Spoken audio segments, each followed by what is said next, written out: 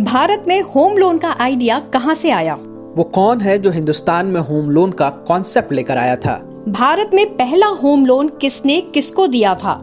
आप ये जो बड़ी बड़ी इमारतें और पक्के मकान देखते हैं, इसमें होम लोन का बहुत बड़ा योगदान है, क्योंकि आपको फ्लैट खरीदना या मकान बनाना होता है तो आप आसानी से होम लोन ले लेते हैं। जरा सोचिए, यही सुविधा अगर आपके दादाजी के जमाने में होती तो कुछ गिने चुने लोगों के पास नहीं बल्कि बहुत ज्यादा लोगों के पास पक्के मकान होते। उस वक्त भी बड़ी बड़ी इमारतें होती, चमकते फ्लैट होते, लेकिन उस जमाने में हमारे देश में ज्यादातर घर कच्चे क्यों थे, ये सोच कर देखिएगा।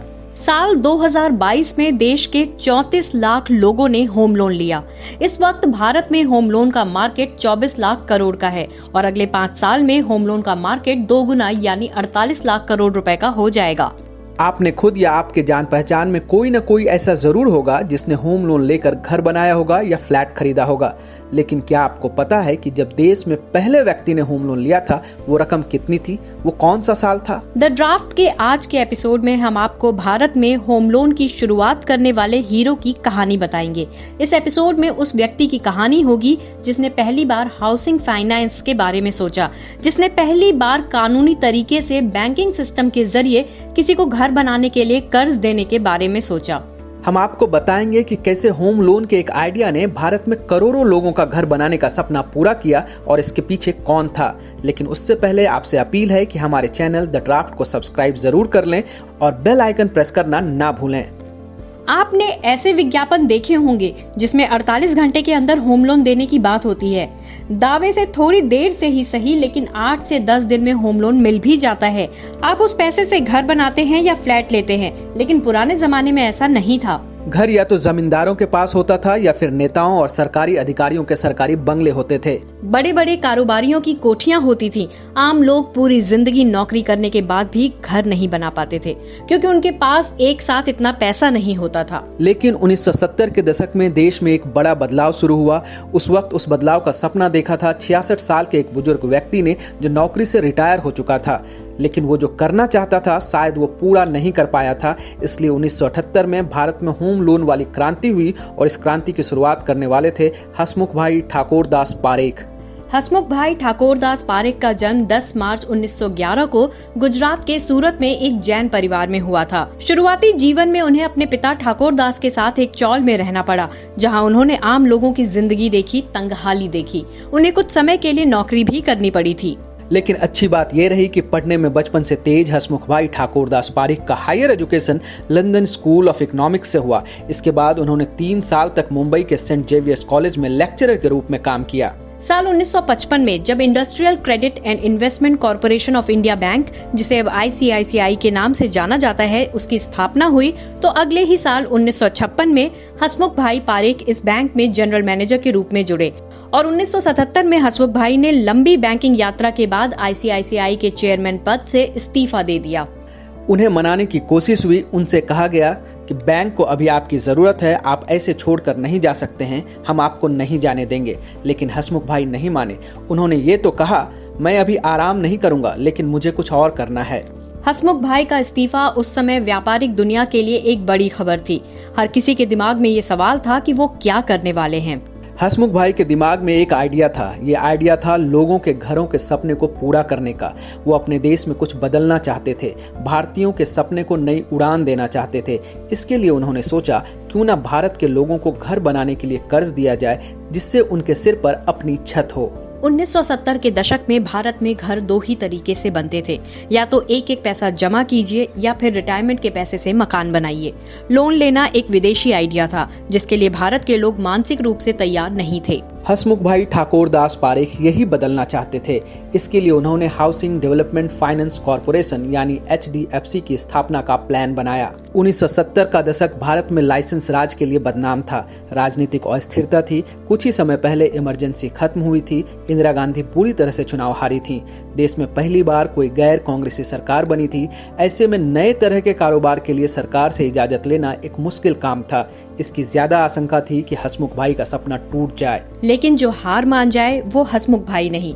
उन्होंने न सिर्फ सरकार से संबंधित संस्थानों, बैंकिंग संस्थानों और वित्तीय संस्थानों से जरूरी इजाजत ली, बल्कि 1977 में ही हाउसिंग डेवलपमेंट फाइनेंस कॉरपोरेशन यानी HDFC की स्थापना भी कर दी। इससे काम खत्म नहीं हुआ बल्कि बढ़ गया। अब हसमुख भाई के पास अगला चैलेंज था होम लोन लेने वाले ग्राहक को ढूंढना। भारत में लोन लेकर घर बनाने की कोई परंपरा नहीं थी। कर्ज लेने से लोग डरते थे, इसलिए HDFC को शुरुआत में ग्राहक ढूंढने में काफी परेशानी हुई। पर कुछ ही समय में एक ग्राहक मिल गया। DB रेमेडियोज नाम के एक व्यक्ति को HDFC ने बहुत कोशिशों के बाद होम लोन लेने के लिए तैयार किया। रेमेडियोज मुंबई के मलाड में अपना घर बनाना चाहते थे। घर की लागत थी 70,000 रुपए। HDFC ने उन्हें 35,000 रुपए का लोन दिया। ये लोन 10.5% के फिक्स रेट ऑफ इंटरेस्ट पर दिया गया था। और इसी लोन के साथ रेमेडियोज HDFC के पहले आधिकारिक ग्राहक बन गए। रेमेडियोज और HDFC लिमिटेड के बीच पहला होम लोन एग्रीमेंट हुआ, जिससे देश में हाउसिंग फाइनेंस के तहत होम लोन की शुरुआत हो गई।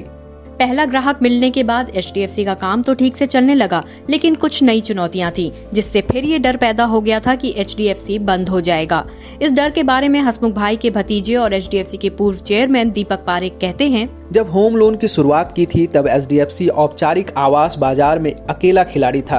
पहले 10-12 साल में कोई प्रतिस्पर्धा नहीं थी, कोई वसूली कानून नहीं थे। यदि एक चूक होती तो हम केवल सिविल मुकदमा दायर कर सकते थे। मुकदमे की लागत लोन से ज्यादा थी। एक इंटरव्यू में दीपक पारेख ने बताया कि चुनौती ये थी, जब हमने विज्ञापन दिया तो बड़ी संख्या में लोग होम लोन लेने के लिए आए, लेकिन हमें पैसा देने वाला कोई नहीं था। करीब 10 साल बाद IFC ने हमें पहली लाइन ऑफ क्रेडिट दी और LIC ने उन दिनों हमें 10 करोड़ रुपए दिए। इसके बाद रफ्तार तेज हो गई। दरअसल साल 1977 में HDFC की स्थापना के बाद हसमुख भाई ने IPO जारी करने का फैसला किया, लेकिन उस समय भारत के शेयर बाजार में निवेश की कोई बड़ी संस्कृति नहीं थी। HDFC का ब्रांड अभी तक इतना मशहूर भी नहीं हुआ था। इसलिए 1978 में जब HDFC ने अपना IPO लॉन्च किया तो लोगों ने इसका IPO खरीदा ही नहीं। निवेशक इससे बहुत दूर रहे और लिस्टिंग के दिन भी स्टॉक में उछाल नहीं आया। ये बुरी तरह गिर गया, यानी सब खत्म हो गया। ये एक ऐसी शुरुआत थी जिसे कोई नहीं चाहेगा, लेकिन ना हसमुख भाई अपने इरादे से डिगे और ना उनका बनाया हुआ HDFC डगमगाया। हसमुख भाई ने एक ऐसी टीम तैयार कर ली थी जो लंबे समय तक HDFC की रीढ़ बनी रही। हम उस तिकड़ी के बारे में बात कर रहे हैं जो आगे चलकर HDFC लिमिटेड में लाइफ टाइमर बन गई। हसमुख भाई ने अपनी टीम में अपने भतीजे दीपक पारेख, रेणु सूद कर्नाड और केकी मिस्त्री को रखा। दीपक पारेख ने साल 1990 में आगे चलकर HDFC बैंक के स्थापना का मॉडल पेश किया। रेणु सूद कर्नाड ने हब एंड स्पोक मॉडल की शुरुआत की और केकी मिस्त्री ने HDFC स्टैंडर्ड लाइफ कॉन्सेप्ट दिया। इस टीम की मदद से हसमुख भाई की HDFC तेजी से आगे बढ़ी। कुछ ही दशक में इस कंपनी ने 100 करोड़ रुपए से ज्यादा लोन दिए। 1986 में एक और हाउसिंग फाइनेंस कंपनी की स्थापना की, जिसे उन्होंने Gujarat rural housing finance corporation limited यानी GRUH का नाम दिया। ये खासकर गाँव में रहने वाले गरीब लोगों को लोन देती थी। इसके अलावा हसमुख भाई ने SBI home finance, Canfin home finance, GIC housing finance and Griha finance को सेटअप करने में भी सरकार की मदद की। भारत के लोगों के घर के सपने को पूरा करने के लिए, लोन के नए मॉडल को विकसित करने के लिए हसमुख भाई ठाकुर दास पारेख को 1992 में पद्म भूषण से सम्मानित किया गया। 1994 में 83 साल की उम्र में उनकी मृत्यु हो गई। कुछ ही समय पहले HDFC और HDFC बैंक का विलय हो गया। HDFC बैंक आज देश का सबसे बड़ा बैंक है। इसका मार्केट कैपिटल 14,12,055 करोड़ रुपए है, जो दूसरे नंबर के बैंक ICICI के मार्केट कैपिटल 6,53,704 करोड़ रुपए से दोगुने से ज्यादा है। साल 2021-22 में होम लोन मार्केट में HDFC का मार्केट शेयर 31% था। इससे आगे केवल भारतीय स्टेट बैंक ही है। हसमुख भाई आज दुनिया में नहीं है, लेकिन उनके एक आइडिया से भारत का करोड़ों लोगों का मिडिल क्लास घर खरीद रहा है। यानी आज हम भले ही हाउसिंग फाइनेंस कंपनियों से होम लोन लें, घर बना लें और रहने लगे, लेकिन होम लोन की शुरुआत कितनी मुश्किल थी ये हमने कभी नहीं सोचा होगा। हसमुख भाई ठाकुर दास पारेख ने जिसकी शुरुआत की थी वो संस्थान अब तीसरी पीढ़ी के हाथ में है। HDFC लिमिटेड और HDFC बैंक का विलय हो चुका है। कुछ दिन पहले ही 30 जून 2023 को जब 78 साल के दीपक पारेख ने HDFC बैंक के चेयरमैन का पद छोड़ा था तो उन्होंने एक इमोशनल लेटर लिखा था जिसमें उन्होंने कहा कि हमारे अनुभव ने हमें सिखाया है कि हर होम लोन लेने वाले ग्राहक की अपनी कहानी है।